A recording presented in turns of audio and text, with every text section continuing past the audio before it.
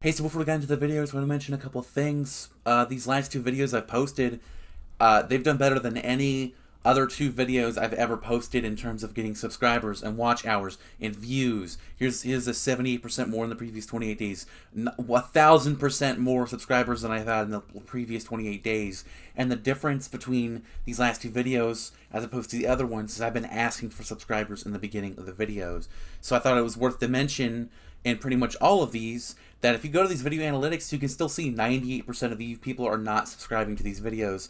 And it really sucks because that means that 98% of the people that click on this video will never see this channel again, almost certainly, unless they happen to get recommended it again. But YouTube doesn't tend to do that with smaller channels like mine. And I'm on pace to hit 1,000 subscribers by the end of the month, so I just want to thank everyone who is subscribing. I really love responding to every single one of you. So please just take time, just take 1 second out of your day to subscribe to this channel. I'm really excited every morning. I look up and I see I hit 700. I hit 700 subscribers today, and for the longest time I only had around 500, and they were people that did not interact with these videos. But since July, I've made an interaction again. I love interacting with all of you. Thank you so much for watching. Goodbye. Hello, today's September 6, 2024. Today I'm going to be going over my updated presidential predictions. Last video did pretty well, like I mentioned in the intro, so I'm just going to go straight into it because it seems like I got better feedback when I made the video shorter. I'm going to try and keep these videos under 20 minutes at least, but around 15 minutes each. So I'm just going to fill in the safe Democrat states: Washington, California, Illinois, New York, Massachusetts, Rhode Island, Vermont, Connecticut, Maine's 1st District, Maryland, and Hawaii, D.C.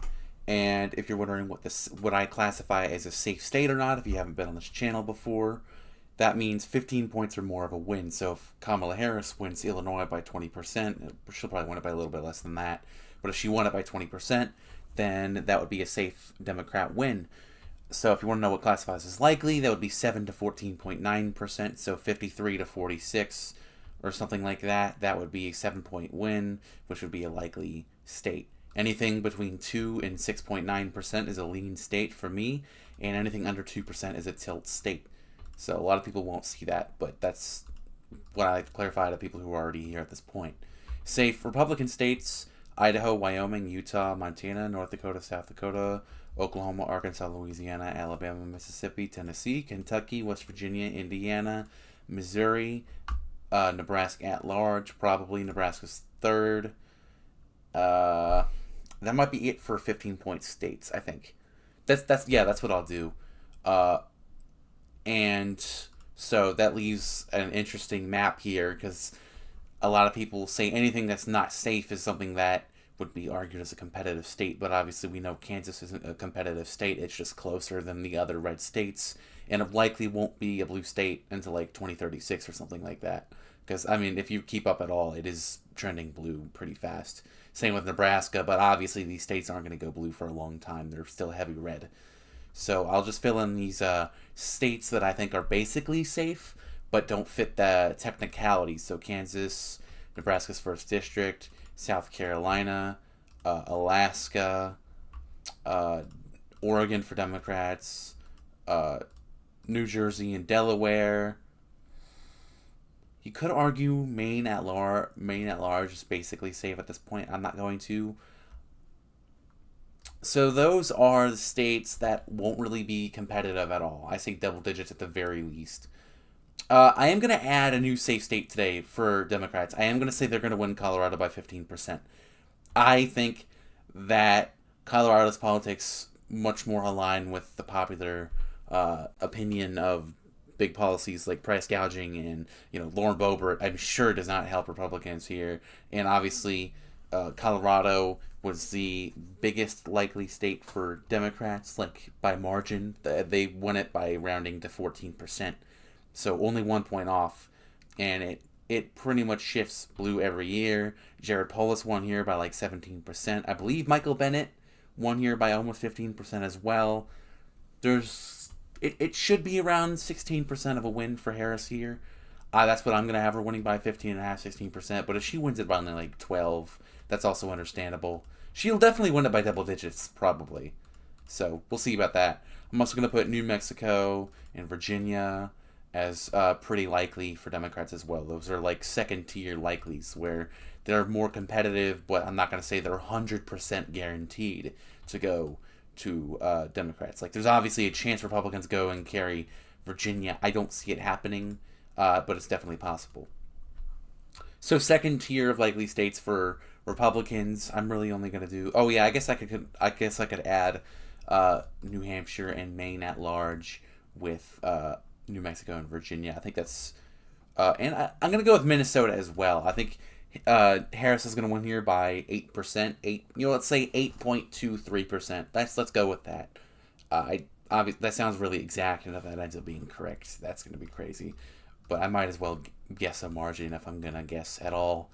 I'll probably do margins towards the end of the year, and when I do that, I'll be able to make my prediction on the popular vote because I can just use the election shuffler, and I'll actually show people how to use that if they're curious how the popular vote would look like with that. But obviously, we don't know how turnout's going to be. I don't know how many votes are expected or anything.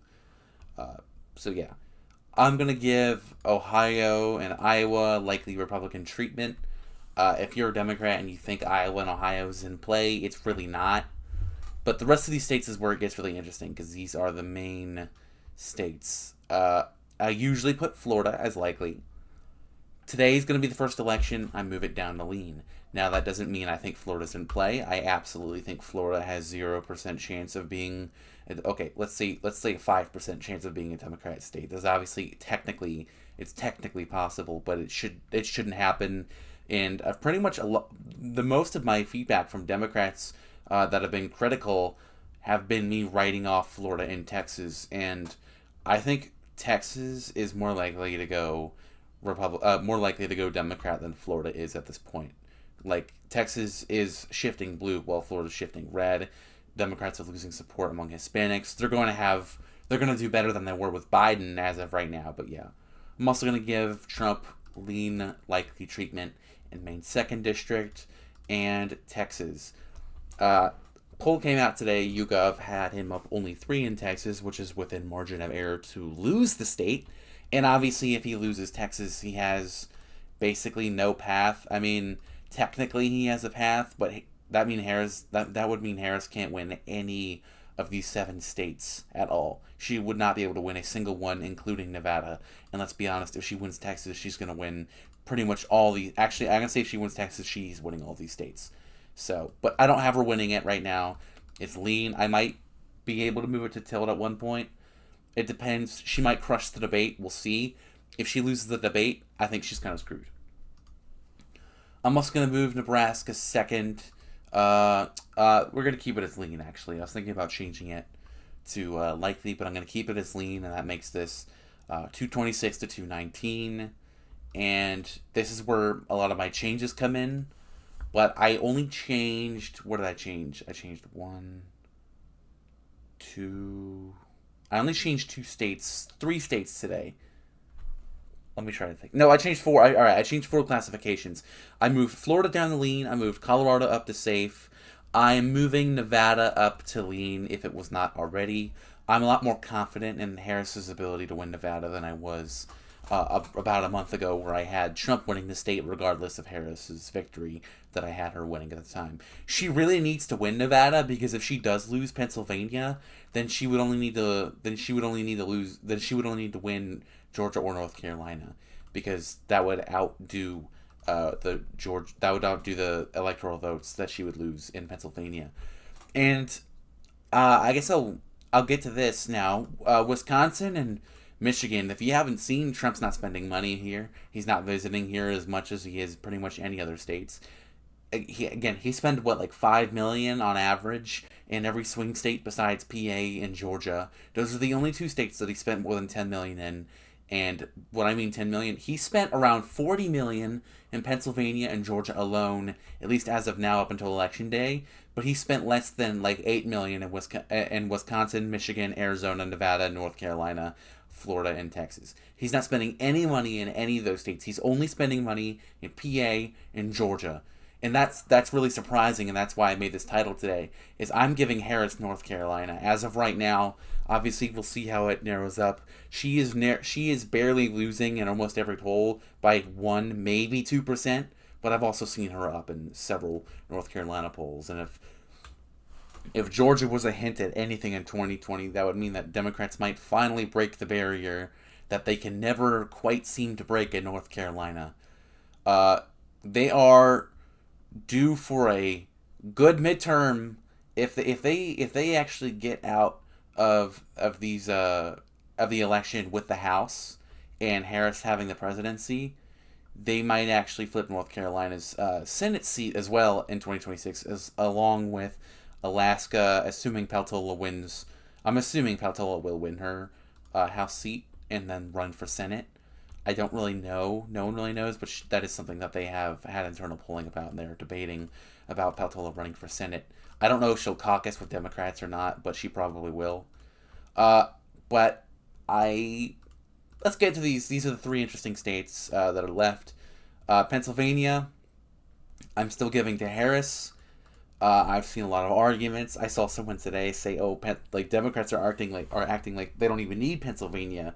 Democrats are well aware that they need Pennsylvania. Stop acting like that's the state they spent the most money in. Don't act like they don't need their money in PA. They obviously need to spend their money in PA more than any other state, because if they win PA and Nevada, then they don't need Arizona, they don't need Georgia, they don't need North Carolina, they don't need Texas, Florida, Ohio, or Iowa. Like, none of those states that were considered swing states in the last 10 years. They don't need a single one of them as long as they win Wisconsin, Michigan, and PA. It's that simple to win this race, and it just comes down to PA. I have a feeling that, again, Harris is going to win this debate on, I believe, Tuesday. So if she does not win this debate, I will probably give Trump PA, North Carolina, and Georgia back. But as of right now, I'm giving her all three by tilt amount. I'm sorry if that thing on Ohio is annoying you. Every time I double click on any state, you see it highlights. That is because I locked the map. Someone said in my last video that I was like moving the map around too much, so I was trying to keep it still for some people. Because I do get it. I have like ADHD, so I kind of move around a lot and I click my mouse a lot more than I need to. So I'm going to try and chill with that and notice when I'm doing that during videos. And last but not least, I'm going to give Arizona to Donald Trump. I'm keeping that as red for now. She's not doing well enough with independents to win this state, in my opinion. Not at all. She's not getting enough crossover vote. She's not going to get that crossover vote that Biden got. And you would think on paper Biden would do better in Arizona in 2020 than Harris would be doing right now in 2024 in Arizona. So we'll see how it goes. I think obviously if she picked Mark Kelly or something, then she would be favored in Arizona right now. Or people keep saying that I saw something that was like, oh, Harris is regretting picking Tim Walz and probably hates him. No, that's projection. I guarantee you that is not really a conversation that they're having, is replacing Tim Walz. They specifically chose to not pick Josh Shapiro specifically because of his Israel policies, like what he wants to do. Okay, he's over. It really was supposed to be Josh Shapiro, but I think the reason they didn't pick him was because he was overly defensive of Israel, where Harris is taking the position of, yeah, we're going to support Israel, but we really want a ceasefire, and that seems to be the best political opinion that you can have about it right now. So I don't know exactly what she's going to be doing during her presidency. I expect pretty much as soon as the election's over for there to be a ceasefire. It's pretty clear that Trump violated the Logan Act to make sure that there was not going to be a ceasefire. There's reports of a conversation he had telling Netanyahu not to. I hope the Logan Act is correct here. He has broken several laws publicly in the last month, like the Arlington thing. That kind of that did not help him at all. That was a fucking sorry, my apology. That was a horrible decision to make. That was a moronic, stupid decision to make, and that was not smart. It did not get him a single vote. I can guarantee that. But yeah, that's typically how it goes with Trump. He's sabotaging his own campaign right now. On paper, he shouldn't be losing any of these swing states from 3 months ago, but he's really just ruined it by just talking. Like I said in July, in my earlier July videos, when I started getting more views, I said as long as he doesn't talk or do any more debates. He's fine. He doesn't need to do anything else. He's going to win this election. But now, this is the effect of him talking. This prediction is directly the effect of him going out in the public and talking, and Harris going out and also talking and winning voters with her price gouging banning. So even though people are gonna call that, even the communist decision to go with that and call her a communist is also not working clearly. Around 68% of Americans agree with her ban on price gouging on food and stuff, which Donald Trump proceeded to call communism and call her comrade. It's not working. It's not working. His strategy is not working. He needs to win this debate if he wants to go out there and do anything worthwhile and salvage his campaign. Because as of right now, he's still very easily going to be able to win this election, not by a landslide or anything, but it won't take that much for him to come back. So, but he, again, like I said, he's sabotaging himself. Thank you everyone for watching. Sorry if I didn't keep this short enough. Have a good day.